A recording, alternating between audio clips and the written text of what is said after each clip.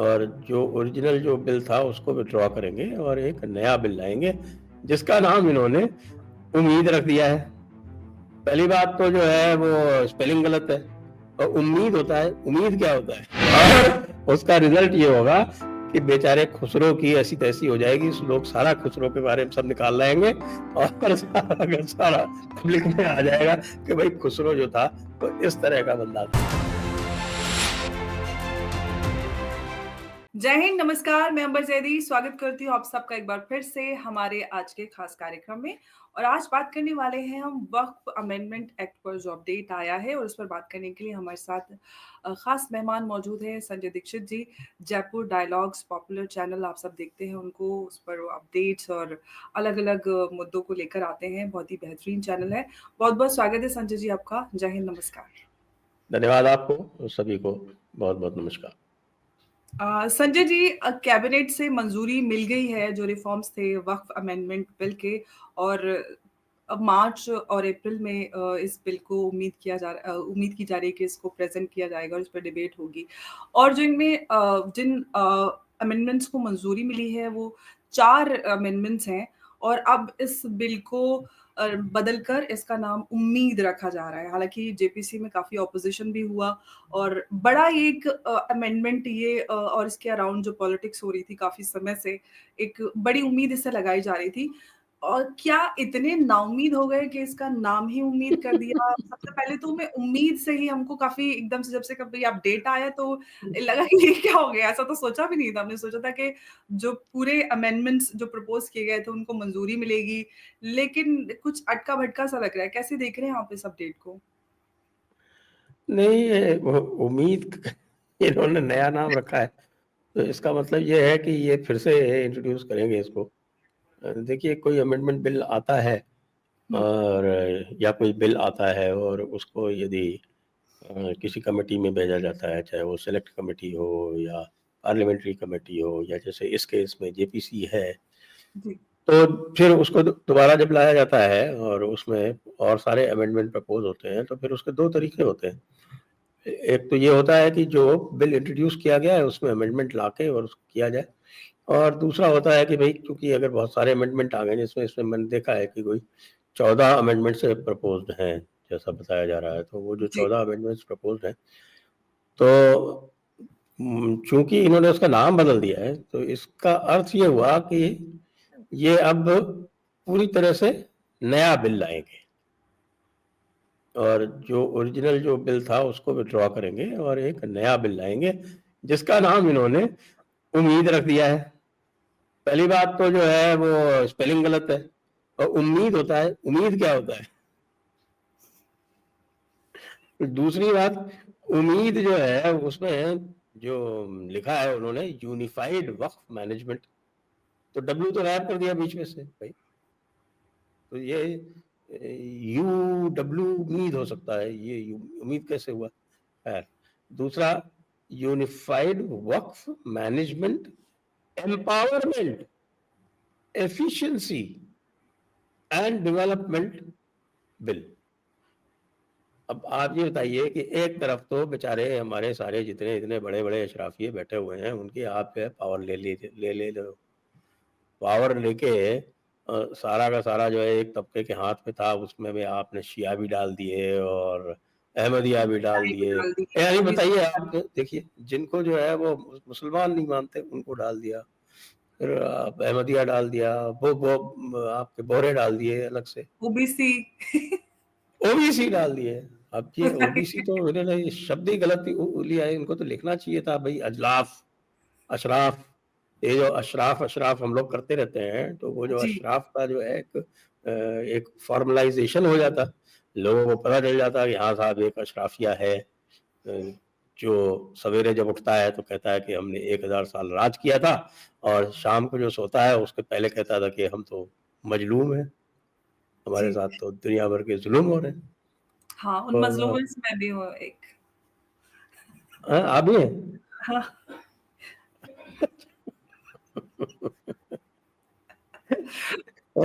लेकिन सवेरे उठ के तो आप 1000 साल वाली बात नहीं करती ना। नहीं मैं करती थी, बट मुझे पता है ऐसा हुआ है।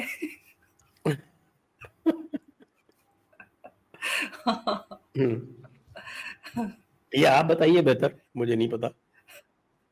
नहीं, it was a joke actually. Hmm, but क्योंकि मैं भी उस समाज से आती हूँ, मैंने इसलिए ये बात कही और कुछ नहीं, अदरवाइज़ सब जानते हैं कि मेरे विचार क्या है इन सारी चीज़ों पे। कहने का अर्थ ये है कि आप मेरी बात से सहमत हैं ना? बिल्कुल, बिल्कुल। ये तो बहुत नॉर्मल सा टॉक है, सब यही बात करते हैं कि भई हमने राज किया है, हमारी नस्लें इस देश पे राज करती आई हैं, हमारी बादशाहत और हमारी विरासत छीनी गई, ये रजवाड़े थे और ये तालुकदार, ये सारी चीज़ें। उसके बाद हम गरीब हो गए और फिर मैं आपसे बात कर रही हूँ।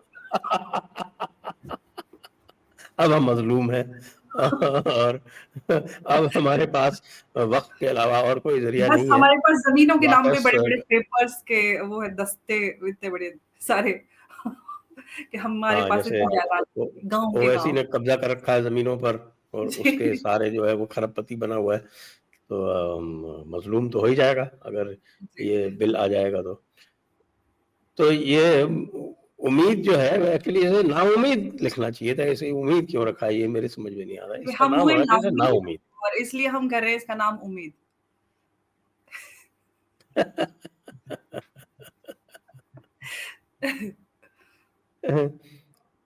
या फिर ये ट्रोलिंग कर रहे हैं कि साहब देखिए उम्मीद पे दुनिया कायम है, तो ये सब होने के बाद भी उम्मीद मत छोड़िए।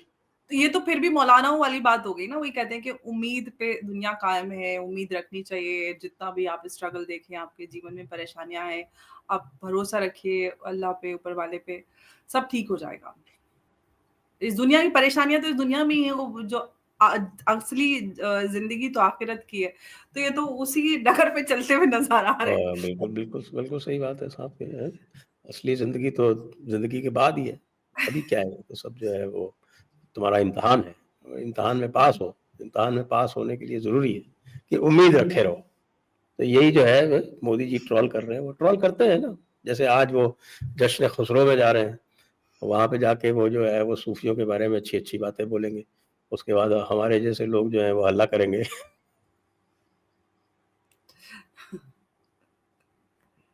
और उसका रिजल्ट ये होगा कि बेचारे खुसरो की ऐसी-तैसी हो जाएगी, लोग सारा खुसरो के बारे में सब निकाल लाएँगे और सारा का सारा पब्लिक में आ जाएगा कि भाई खुसरो जो था, वो इस तरह का बंदा था।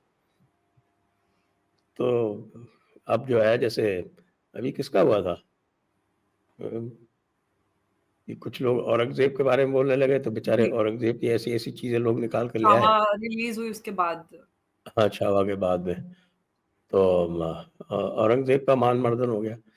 अब खुसरो के बारे में चर्चा नहीं हुई थी, मोदी जी उसके बारे में भी चर्चा करा देंगे। तो इसलिए मेरे ख़्याल से इसीलिए उन्होंने कहा कि उम्मीद रखो, नाउम्मीद मत हो। अब इससे जी, नाउम्मीद कौन होगा और उम्मीद कौन होगा आपको पता है, वक़्त की असलियत तो आपको भी पता है कि साहब कब्ज़ा किसने कर रखा है सारी वक़्फ प्रॉपर्टीज़ पे, कौन चलाते हैं वक़्फ बोर्ड को। यूपी में सबसे अच्छा है ना, वो जो ज़फ़र साहब थे, वो गायब है बताया, जी हाँ, अब वो तो विदेश नज़र ही चले नहीं गए। वो विदेश चले गए क्योंकि अच्छा। योगी जी ने उनके खिलाफ ही इंक्वायरी शुरू कर दी शायद। और जबकि वो ये वक्फ बोर्ड पे सुन्नी वक्फ बोर्ड पे तो पता नहीं कब से काबिज़ है। ये वक्फ बोर्ड वाले जितने होते हैं हज़ारों करोड़ की ज़मीन जायदाद और पैसा इकट्ठा करके साइड हो लेते हैं एकदम, कट लेते हैं। हो गया हाँ, काम अब निकल लो। बिल्कुल सही है। अच्छा और ये सनी बात जी भी सही है कि जो जी, वक्फ बोर्ड का जो असली काम है, वो तो कभी इन्होंने किया नहीं। एब्सोल्युटली। इसीलिए संजय जी बहुत होड़ लगी रहती है जो भी मुस्लिम लीडर्स होते हैं या थोड़े से वेल ऑफ होते हैं या थोड़ा-सा समाज में जिनके पास पद या पोज़ीशन होती है कि हमको किसी तरह से वक्फ बोर्ड का चेयरमैन बना दिया जाए। बस जीवन सफल है। बस जीवन सफल है। हाँ, और बस इसीलिए मुझे लगता है कि चूँकि जो मुस्लिम समाज है ओवरऑल, उससे बहुत ज़्यादा समर्थन मुझे दिखा नहीं इन लोगों का। खाली ये एब्सोल्युटली पर्सनल लॉ बोर्ड वाले, ये 2-4 इस तरह के लोग ये हल्ला-गुल्ला करते घूमते रहते हैं। बाकी जो पब्लिक का मोबिलाइज़ेशन जो कई बार दिखता है, वो तो नहीं दिखा। अभी तक इतनी इसमें जो धमकियां ये दे चुके हैं कि ये जो हम सब कुछ कर देंगे। मोबिलाइजेशन जो हुआ, जो किया गया, ये जितने भी पॉलिटिकल पार्टी के रिप्रेजेंटेटिव थे, खासतौर से एएमआईएम वाले, ये लोग मस्जिदों पे जाकर खड़े होके उनको पैम्पलेट्स बांट रहे थे कि आप ये देखिए हमारे कब्रिस्तान, हमारी मस्जिद इमाम बारका और जमीनें छीन लेगी मोदी सरकार, तो आप इसको स्कैन करें और ये ईमेल भेज दें। जो ईमेल भेजे गए थे एआई जनरेटेड, वो सारी चीजें। तो ये पॉलिटिकल पार्टीज वाले इनको मोबिलाइज करते हैं, जिनका पॉलिटिकल इंटरेस्ट है। जो आम लोग हैं उनको पता है कि अगर वक्फ की भी इतनी जायदाद है, इतना पैसा है, तो समाज के खैरो आफियत के लिए या जो समाज के उत्थान के लिए क्यों नहीं उसका इस्तेमाल हो रहा। क्योंकि जो स्थिति है, सबसे पहली बात तो ये कि अगर हम डेमोक्रेसी में रहते हैं तो वहां पर इस तरह से धर्म के आधार पर ऐसी भी किसी भी चीज को वक्फ नहीं होना चाहिए, सब कुछ सरकार के पास हो। क्योंकि सरकार ऑलरेडी वेलफेयर स्कीम चलाती है और सबके लिए काम करती है।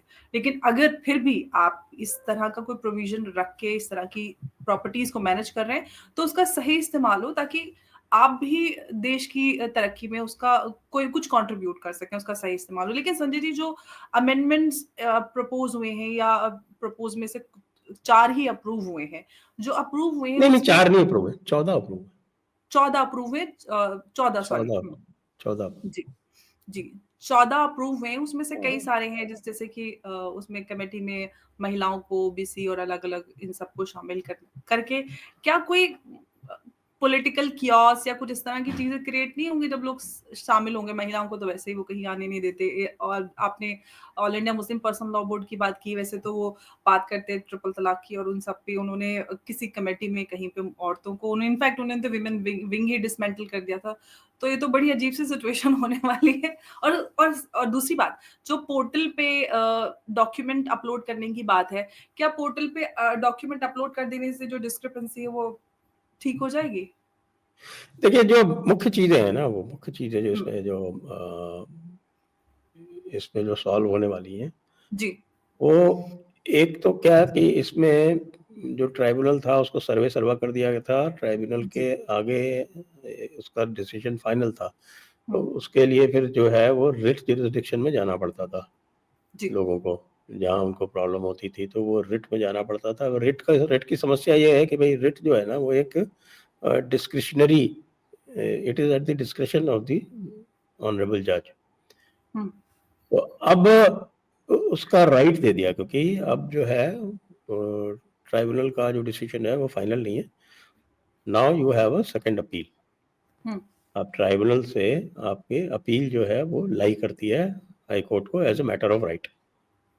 तो अब फाइनल एडजुडिकेटर जो है वो हाई कोर्ट हो गया।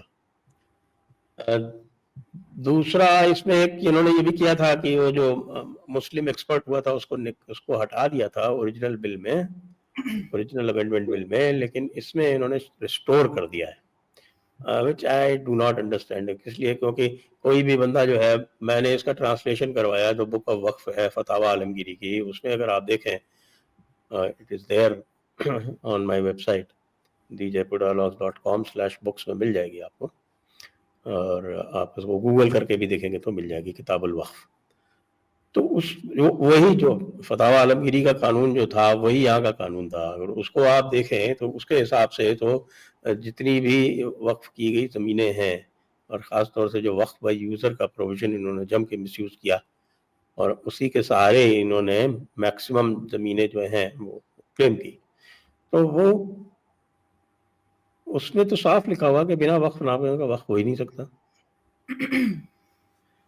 इफ देयर इज नो वक्फनामा देयर कैन बी नो वक्फ।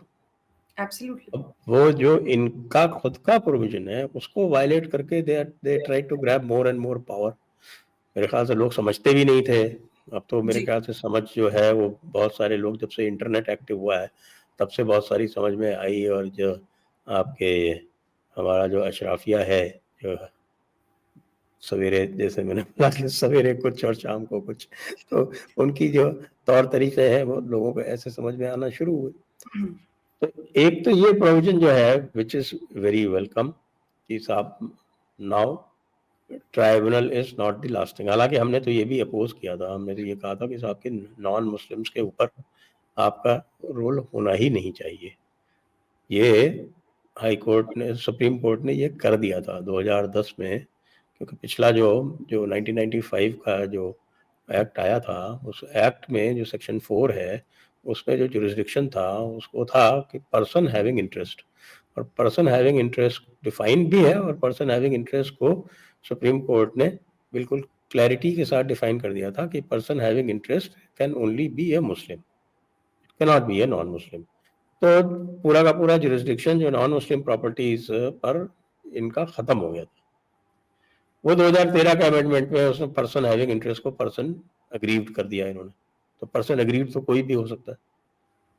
तो ये जो चेंज किया था, इसको हम लोगों ने चैलेंज किया था कि भैया ये वापस वहीं रिस्टोर कर दो आप पर्सन हैविंग इंटरेस्ट। तो वो तो नहीं किया इन्होंने। लेकिन ट्राइब्यूनल का जो कॉम्पोजिशन है वो चेंज किया, प्लस ये जो बार बार ये कहते हैं ना कि भाई इसमें हिंदू कैसे डाल दिया आपने, वो हिंदू इसीलिए डाले क्योंकि आपने उसकी जो डेफिनेशन है उसको वाइडन कर दिया। आपने डेफिनेशन के हिसाब से आपने नॉन मुस्लिम प्रॉपर्टीज पर भी आपने कब्जा जमाना आरंभ कर दिया। तो जब आपने ये जी। काम आरंभ कर दिया, तब सरकार ने यहाँ पर उनमें हिंदुओं को भी डाल दिया कि भाई हिंदू वहाँ बैठ के कम से कम गार्ड तो करें, जो उनके इंटरेस्ट है कि आपका जो वक्फ है वो हिंदू प्रॉपर्टीज को भी क्लेम कर रहा है। तो Hindu members will probably look into it. इसी तरह से ओबीसी इसलिए डाला क्योंकि ये जो पसमानदा है, इनको तो कहीं किसी वक्फ बोर्ड में जगह ही नहीं मिलती। पूरा का पूरा जो वक्फ बोर्ड है उसका जो उद्देश्य ऑब्जेक्टिव ये बताया जाता है कि साहब की गरीबों को और मजलूमों को इनको सबको जो है वो आप मदद करने के लिए है ये सारी प्रॉपर्टीज, और होता वहां पर कुछ और है। तो ये चीजें तो ठीक है, लेकिन जो सबसे महत्वपूर्ण मुझे लगता है जो वो हुआ है, क्योंकि पहले ये होता था कि साहब कि वक्फ ने जो कर दिया वो फाइनल है, और दूसरे लॉज का भी आप सहारा नहीं ले सकते थे, क्योंकि इन्होंने जो एक आई थिंक सेक्शन 104 है या 108 है, उसमें ये दे रखा है कि the Waqf act will shell prevail over all other acts. तो उसी तरह से एक सेक्शन 108 ए है, उसमें ये कहा है कि साहब की लिमिटेशन जो है वो अप्लाई नहीं करेगा, जो लिमिटेशन एक्ट है वो नहीं अप्लाई करेगा। और उसके बाद से आपने देखा ये तमाशे शुरू हुए, और एक है वक्फ बाय यूजर, इसको भी खत्म किया, और एक ये है कि साहब की गवर्नमेंट प्रॉपर्टी जो है उस पर ये वक्फ नहीं हो सकता, एनी गवर्नमेंट प्रॉपर्टी। तो भी पहले इन्होंने कहा था कि डिस्ट्रिक्ट मजिस्ट्रेट जो है उसको वापस ले लेगा, अब इन्होंने एक कर दिया है इसमें चेंज, ये स्टेट का जो नॉमिनेटेड कोई अधिकारी होगा वो कर देगा।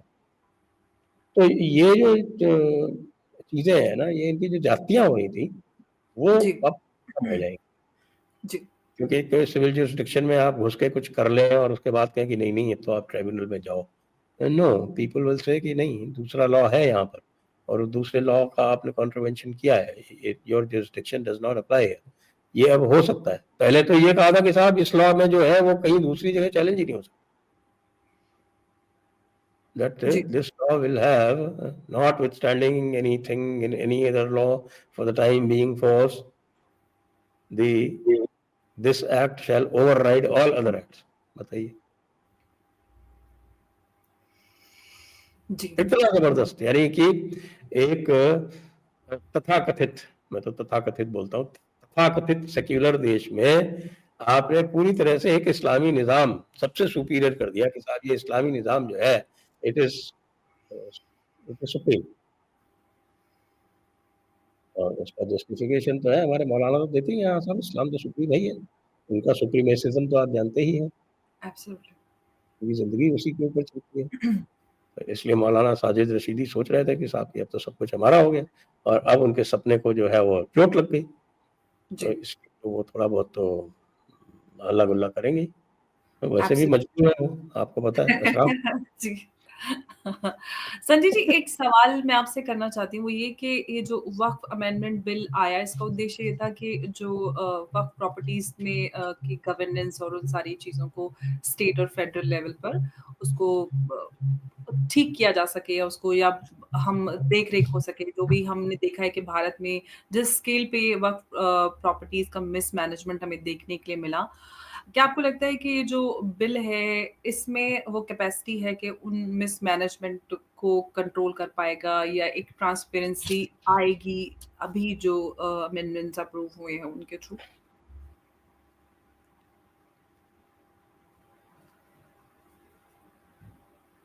मुझे आपकी आवाज नहीं आई। जी, मैं ये कह रही हूँ कि ये जो वक्फ अमेंडमेंट एक्ट है, इसके लाने के पीछे जो सबसे बड़ा उद्देश्य वो ये था कि जो वक्फ प्रॉपर्टीज़ की गवर्नेंस है, उसको ठीक किया जा सके, क्योंकि हमने देखा है कि भारत में चाहे हम स्टेट लेवल पे देखें या फेडरल लेवल पे देखें, जो वक्फ प्रॉपर्टीज़ का मिसमैनेजमेंट था, वो सबसे बड़ा चैलेंज रहा।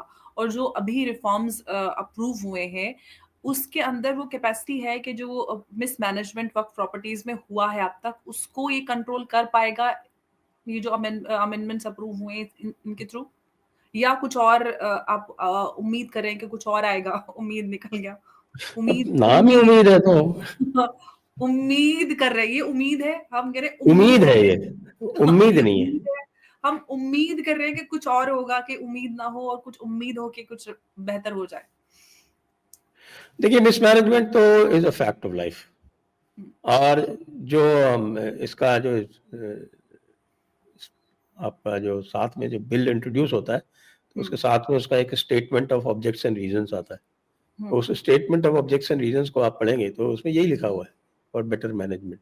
इसीलिए उसमें एक वो डिजिटलाइजेशन का एक कंपल्सरी वो डाला हुआ है, जी। और इसीलिए शायद उम्मीद में एक एफिशिएंसी वाला वर्ड डाला हुआ है। तो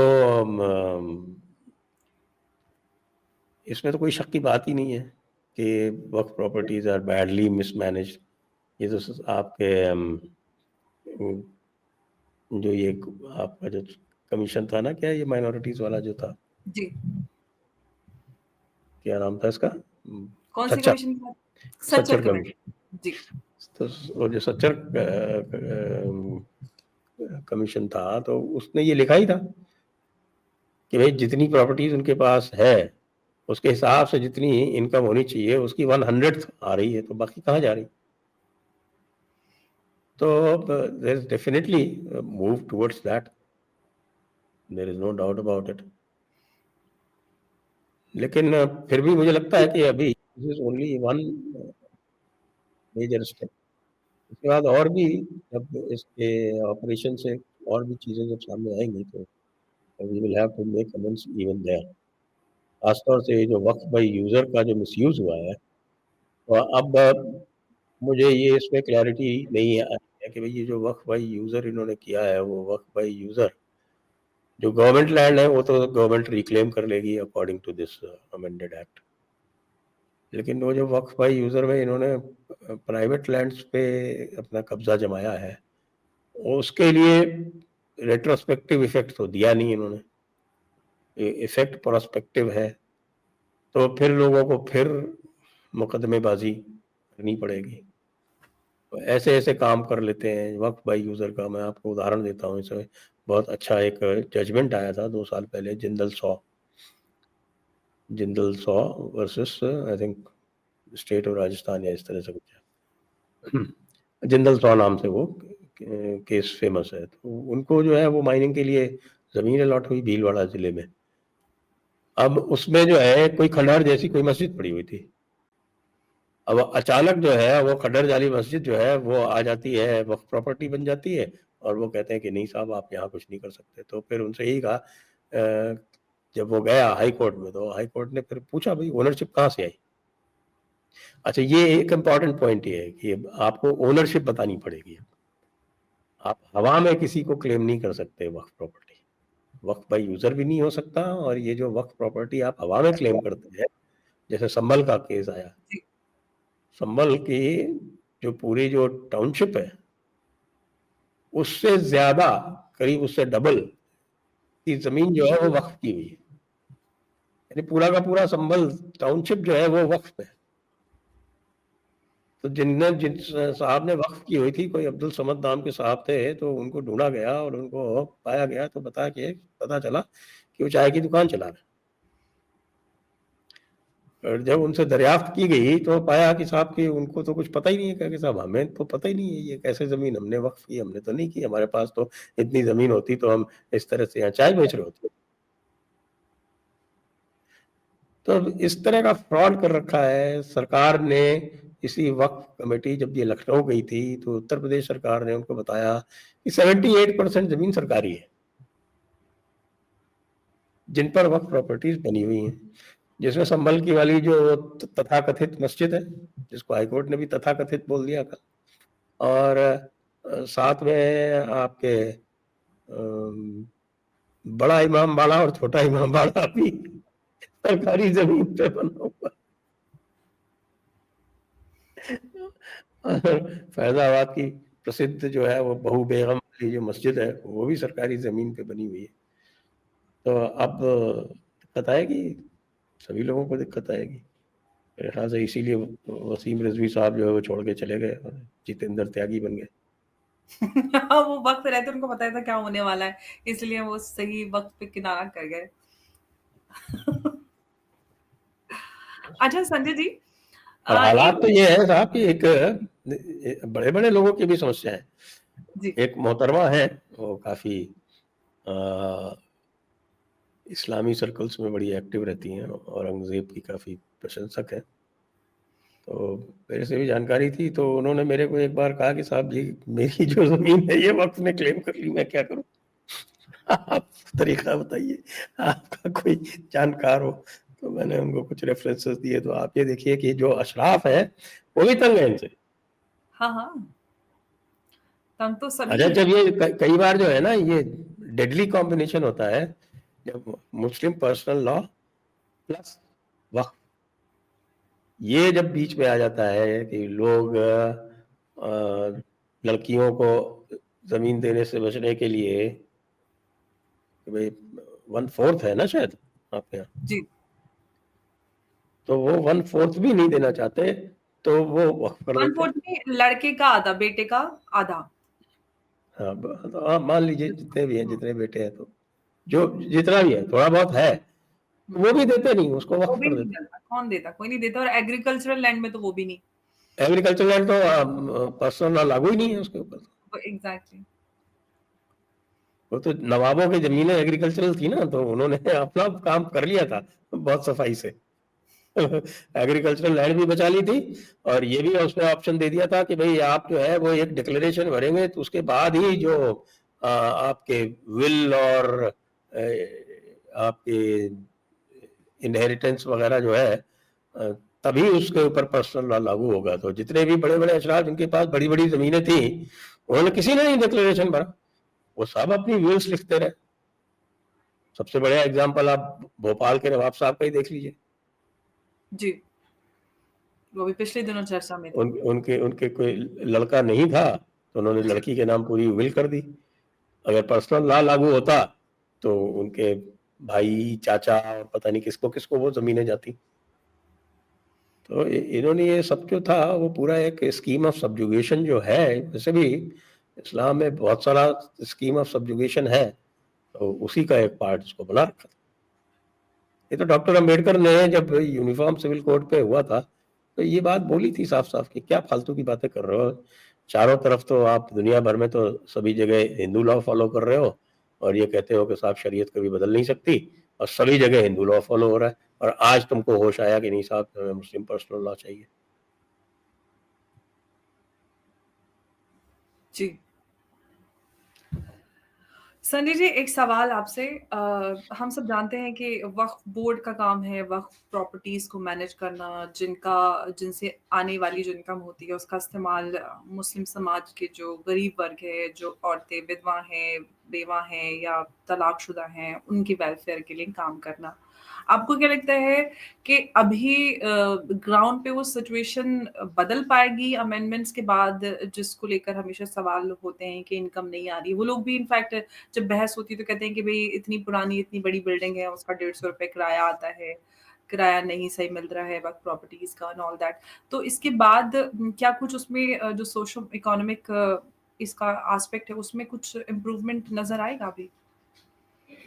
ये अल्टीमेटली तो आप कितना भी अच्छा लॉ बना लें, हुँ, much depends on what kind of people you put there. अब इस एक्ट में पहले भी ऐसा ही था, क्योंकि सारे जितने भी बोर्ड मेंबर्स वगैरह हैं वो तो गवर्नमेंट ही अपॉइंट करती है।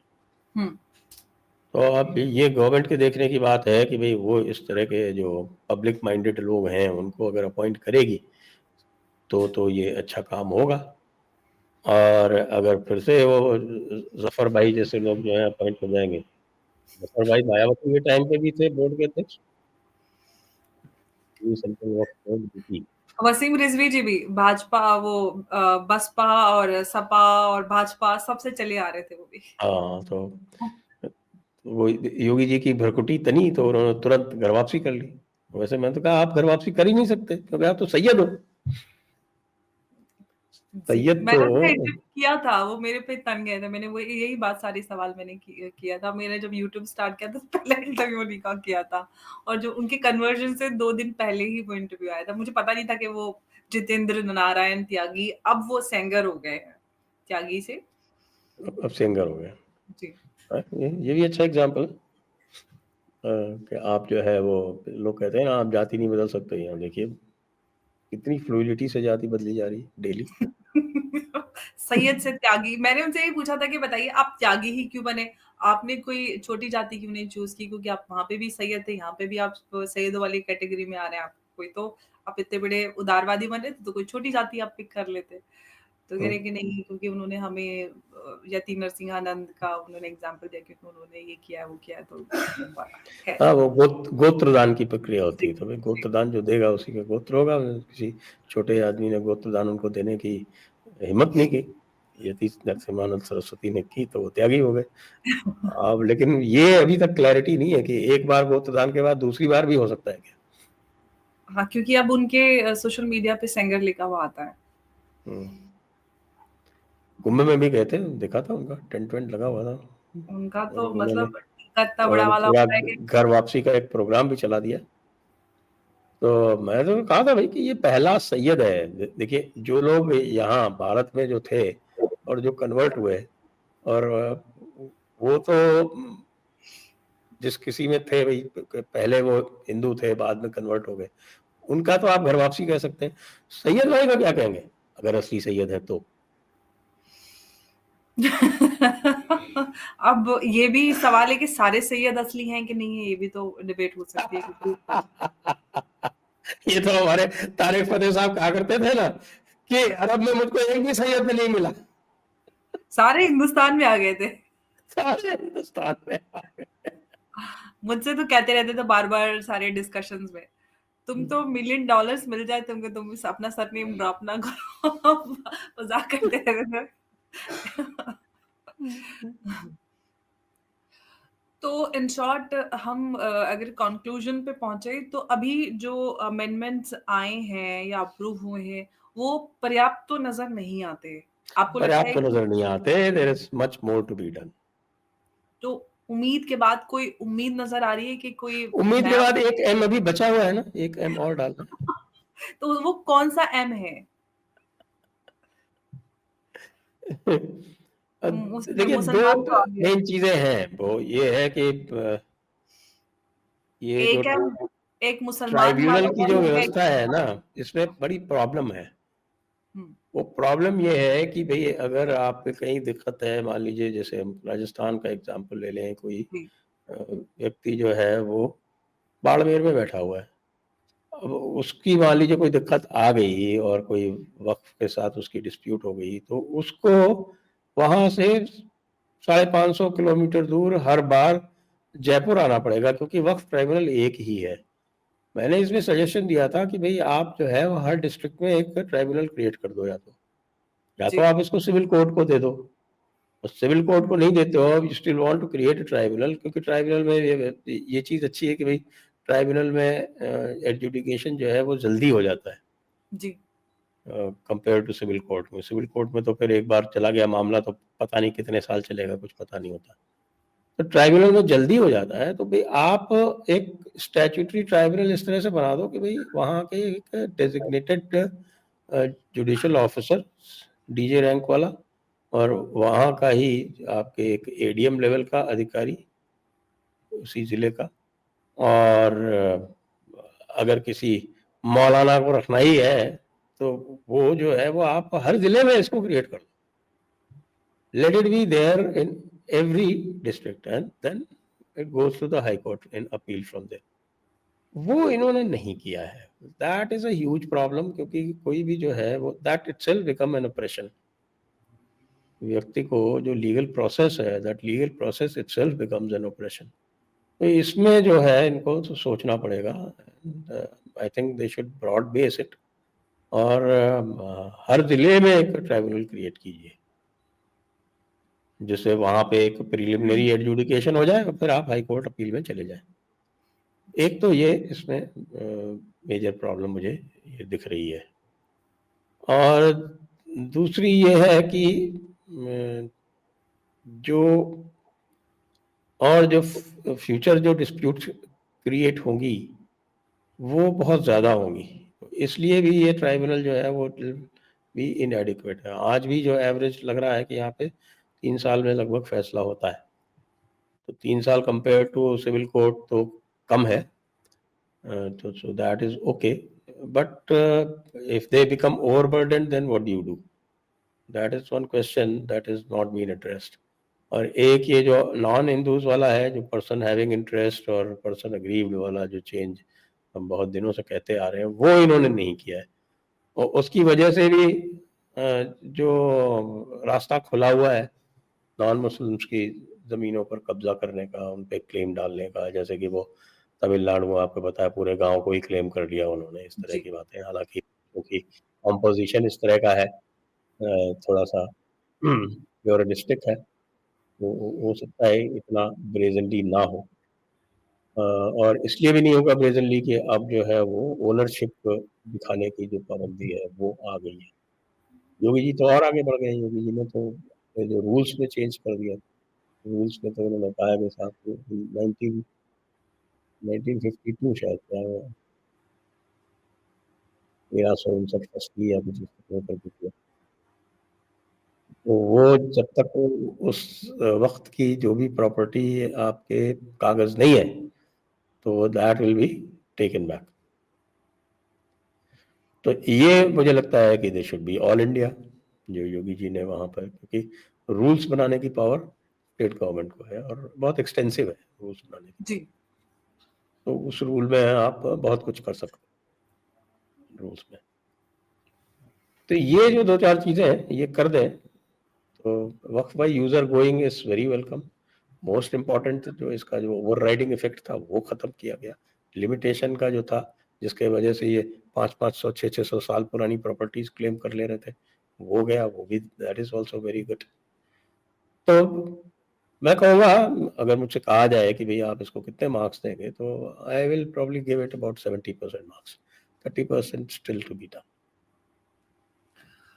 जी, तो ये कह सकते हैं कि अभी उम्मीद से और बहुत सारी उम्मीद बाकी है। आगे उम्मीद करते हैं कि जो रिफ़ॉर्म्स अभी बाकी हैं जिन पे हमने चर्चा भी की और संजय जी के जो सजेशंस हैं, उन पे आगे हम कुछ और नया बिल इंट्रोड्यूस हो सकता है क्योंकि इसको तो उम्मीद कर दिया गया है और जो वक़्फ़ अमेंडमेंट बिल था, हो सकता है एक बार फिर से उस पे कुछ और चर्चा हो या जो रिफ़ॉर्म्स और भी एक पॉइंट जो है जिसको हमने जी, एजिटेट किया था कि साहब की वक्फ बोर्ड के एम्प्लॉयज को, मुतवल्लीज को, इनको सबको पब्लिक सर्वेंट माना हुआ है, दैट जी, also needed to be changed, वो भी नहीं हुआ है इसमें। तो एब्सोल्युटली। ये क्या स्पेशल बात है कि साहब की आपके सारे मुतवल्ली और जितने बने हुए हैं वो सब पब्लिक सर्वेंट हो गए? अरे ये अब क्या पब्लिक तमाशा है? सर्वेंट है मंदिर तो के पब्लिक पुजारी, सर्वेंट वाला मंदिर के काम पुजारी तो नहीं होते पब्लिक सर्वेंट? एब्सोल्युटली वही है ना कि पब्लिक सर्वेंट है तो पब्लिक सर्वेंट वाला काम भी करना चाहिए ना, सिर्फ उनको मलाइयाँ रसमलाइयाँ चाहिए पब्लिक सर्वेंट के नाम पर, टाइटल के नाम पे। तो ये सारी चीज़ें जो हैं अब तक चलती आई हैं मनमानियाँ, वो अब नहीं चलने वाली हैं क्योंकि हाँ, रिफॉर्म्स की इसी शुरुआत देखिए उम्मीद इतनी थी तभी तो साजिद रशीदी ने बीजेपी को वोट दे दिया। साजिद रशीदी ओह गॉड! वो मतलब कभी भी नाउम्मीद नहीं करते आपको एंटरटेनमेंट से। पूरी उम्मीद उनसे रहती है कि वो आपको एंटरटेन करेंगे। तो आज हमने उम्मीद और उम्मीद का डाइसेक्शन और पूरा विश्लेषण कर दिया। उम्मीद से क्या है उम्मीद? एग्ज़ैक्टली तो वही हमने समझा कि उम्मीद से कितनी उम्मीद हम कर सकते हैं और अभी कितनी उम्मीद और बाकी है। ये आज के इस डिस्कशन में निकल कर आया। संजय जी, बहुत-बहुत धन्यवाद आपका हमारे साथ इस आज की इम्पोर्टेंट चर्चा में जुड़ने के लिए, और आपने जो सारे बिंदु थे उस पर आपने बहुत सटीक विश्लेषण दिया, और जो और अमेंडमेंट्स बाकी हैं, क्या कुछ गुंजाइश है, उम्मीद करते हैं कि उस पे कुछ हो। बहुत-बहुत धन्यवाद आपका। जय हिंद, नमस्कार, जय भारत। नमस्कार, धन्यवाद। धन्यवाद।